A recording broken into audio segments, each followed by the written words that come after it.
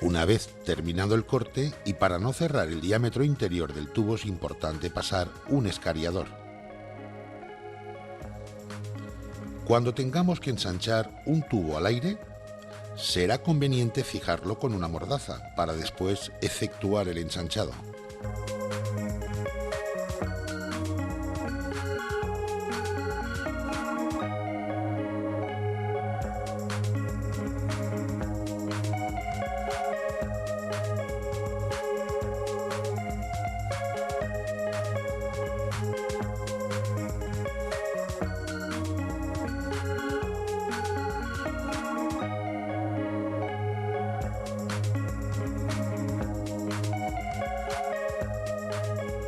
Esta herramienta es un abocardador o abocinador y según la punta que le pongamos, le podremos usar como ensanchador sin dar un solo golpe. Aunque tendremos situaciones que solo podremos usar los ensanchadores de golpe, normalmente por problemas de espacio.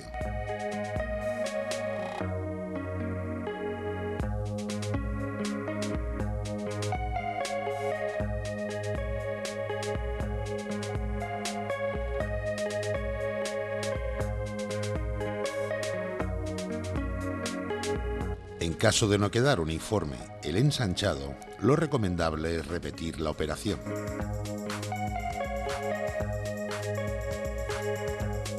Cuando realicemos un abocardado, después del corte pasaremos el escariador, sacaremos las virutas y ajustaremos el tubo a la mordaza con la medida correspondiente.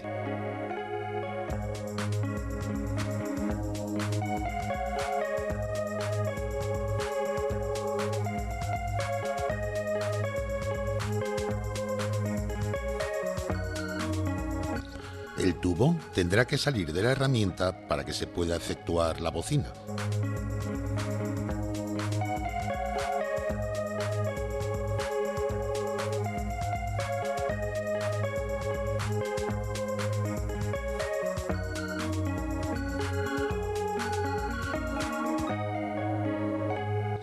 Engrasaremos la herramienta con aceite frigorífico, ya que al ser anticongelante, aunque nos queden restos, no nos van a traer problemas posteriores de humedad y efectuaremos el abocardado o abocinado del tubo.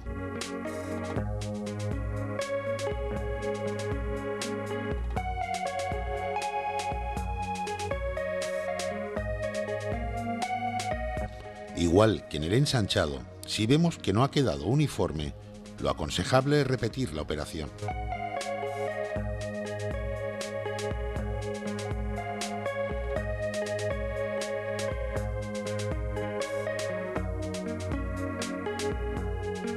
Tendremos que prestar máxima atención en haber introducido la tuerca antes de proceder al abocardado. Con este sistema podremos instalar diferentes tipos de accesorios.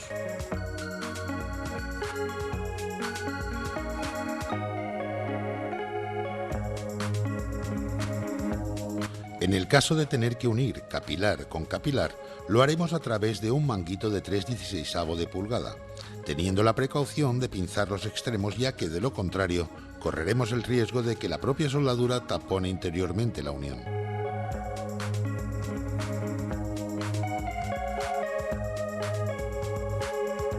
El conjunto de soldadura autógena consta de una botella de gas, una botella de oxígeno y un soplete con sus mangueras correspondientes.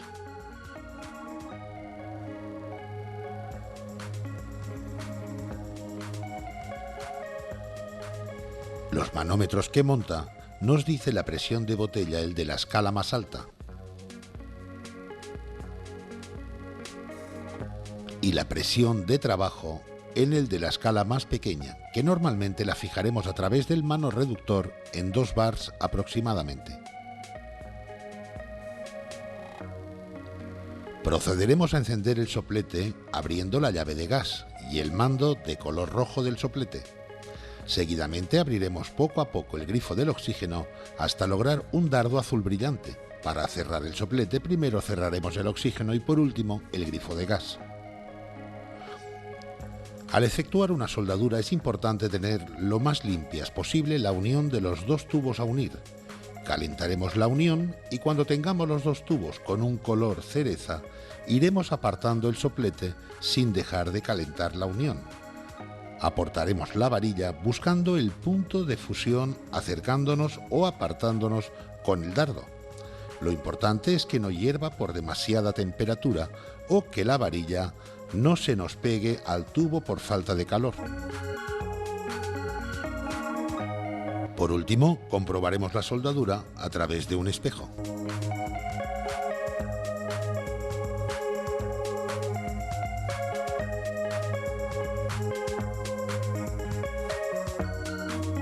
Para representar a las magnitudes fundamentales en electricidad, lo compararemos con lo que sucedería en dos depósitos de agua comunicados a través de una llave de paso. En este caso, si abrimos la llave comunicando a los dos depósitos, vemos que no habrá circulación de agua, debido a que la diferencia de nivel entre los dos depósitos es cero. Ahora bien, si tenemos diferencia de nivel entre los dos depósitos al abrir la llave, habrá circulación de agua del depósito A al B, tendiendo a igualarse. En electricidad, para que exista una circulación de corriente, tendremos que disponer primero de una diferencia de potencial, donde la unidad de medida será el voltio. A la circulación de corriente nos interesa saber con qué intensidad circula, y la unidad de medida será el amper. La resistencia a este paso de corriente lo pondrán los conductores y la unidad de medida será el ohmio, y el aparato en funcionamiento receptor será recorrido por esta corriente eléctrica transformándola en otro tipo de energía donde la unidad de medida será el vatio.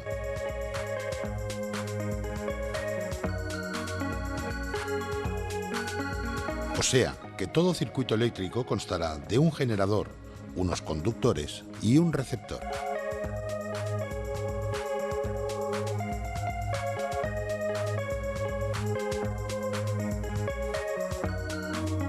La ley de Ohm expresa la relación existente entre la tensión aplicada a un conductor y la intensidad de corriente que circula por él, ya que siempre dependerá de su resistencia. Situándonos en el círculo de la izquierda de la imagen, donde tenemos representados los vatios, voltaje e intensidad, si queremos conocer los vatios que consume un aparato, nos bastará multiplicar el voltaje que lo alimenta por la intensidad que lo recorre. Si queremos conocer la intensidad, bastará dividir los vatios por el voltaje. Si queremos conocer el voltaje, dividiremos los vatios por la intensidad. Y de la misma forma, usaremos el círculo de la derecha de la imagen.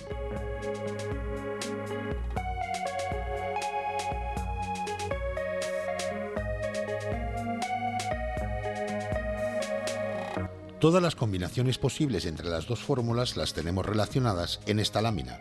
La ley de Ohm se cumple exactamente cuando la corriente es estable, es decir, no varía de valor ni de sentido con el tiempo. En corriente alterna sufrirán ciertas variaciones.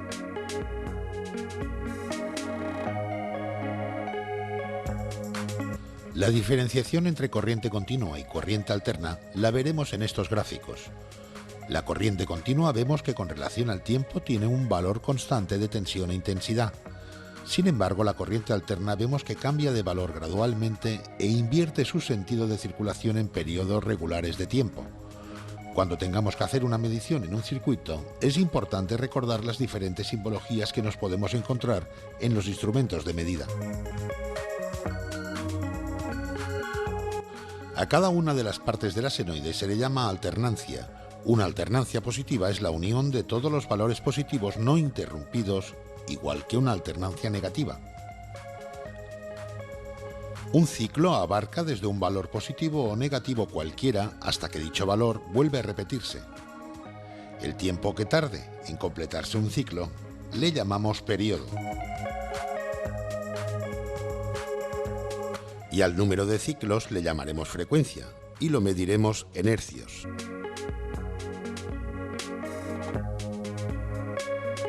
Para realizar las comprobaciones eléctricas tendremos que disponer de un tester, bien sea analógico o digital, donde poder comprobar con el selector en la posición de ohmios, que también se representa con el símbolo omega, la continuidad de un conductor. O sea que para comprobar el estado de las bobinas de un compresor, lo que haremos realmente es que a través de las dos puntas de prueba del instrumento, las bobinas sean